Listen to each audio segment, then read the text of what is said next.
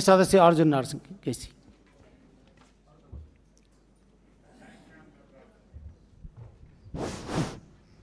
सभामुख महोदय, अहिले जुन गम्भीर खालको प्रश्न सदनमा उठेको छ त्यो वास्तवमा हरेक माननीय सदस्यहरूको भावना कहीँ प्रधानमन्त्रीबाट एकपछि माननीय सदस्यले एकैछिन रोकेँ।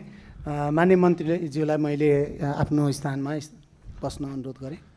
एकपछि अर्को गरेर संसदीय परम्परा मान्यता त त्यसका मूल्य पद्धतिहरूमाथि नै उहाँले उपेक्षा गरेको भन्ने आम रूपबाट हाम्रो धारणा हो र खास गरी हामी जो उभिएका छौँ आज सम्पूर्ण साथीहरूको त्यही धारणाबाट अविप्रेरित भएको मैले चाहिँ बुझेको छु।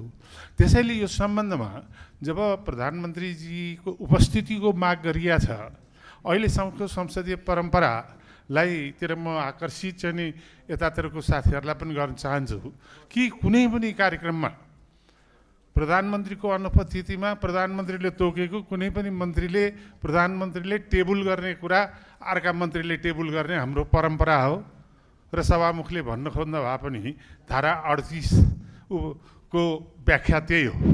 त्यसैले यसमा चाहिँ नि मैले के विनम्रतापूर्वक सभापतिजीलाई र सम्पूर्ण माननीय सदस्यहरू जो प्रधानमन्त्रीबाट यो सदनलाई उपेक्षा भयो भन्ने धारणा राखिराख्नु भएको छ, सभामुख मार्फत चाहिँ के आग्रह गर्न चाहन्छु भने अहिले प्रस्तुत मात्रै गर्ने कुरामा माननीय मन्त्रीजीले प्रस्तुत गर्दा हामीलाई कुनै आपत्ति छैन, आपत्ति नगरौँ भन्ने मेरो भनाइ हो।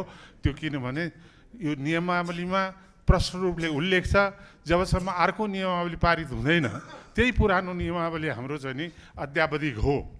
अब अर्को बाँकी कुरा चाहिँ के छ भने बाध्य भएर यो सम्पूर्ण सदनको दृष्टिकोणलाई मैले प्रतिनिधित्व गरेर भन्नै पर्छ, जवाफको बेलामा पनि प्रधानमन्त्रीको अनुपस्थिति भयो भने त्यसमा चाहिँ हामी सहभागी हुन सक्दैनौँ र हामीले बहिष्कारै गर्नुपर्ने हुन्छ।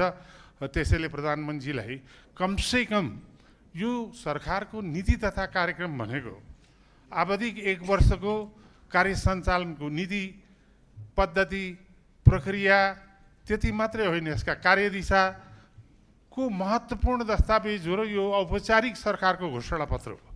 यो घोषणापत्रको सम्बन्धमा पढ्दै चाहिँ नि राष्ट्रपतिले पढ्दै प्रधानमन्त्री उठेर हिँड्ने अनि यो कुनै पनि यो घोषणापत्र सम्बन्धी वक्ता साथीहरू जो माननीय सदस्यहरूले बोल्नुहुन्छ त्यो धारणालाई सुन्ने समय नै ननिकाल्ने अनि प्रस्तावना गर्न पनि नआउने अनि हुँदा जवाफमा नआउने हो भने त्यो अत्यन्त गम्भीर रूपले हामी त्यसलाई लिन्छौँ। त्यसका म सभामुखज्यू मार्फत के अनुरोध गर्न चाहन्छु भने यो संसदको परम्परा 2047 सालदेखि मैले हेर्दै आएको छु र मैले अनुभव गरेको छु। त्यस कारणले कुनै पनि प्रस्ताव प्रस्तुत गर्दा यदि प्रधानमन्त्रीले गर्नुपर्ने प्रस्ताव प्रधानमन्त्रीको अनुपस्थितिमा कुनै मन्त्रीले गर्ने कुरा त्यसमा चाहिँ नि त्यो अहिलेसम्म नियम परिवर्तन भएको छैन, त्यो नियमलाई हामीले स्वीकार गर्नुपर्छ।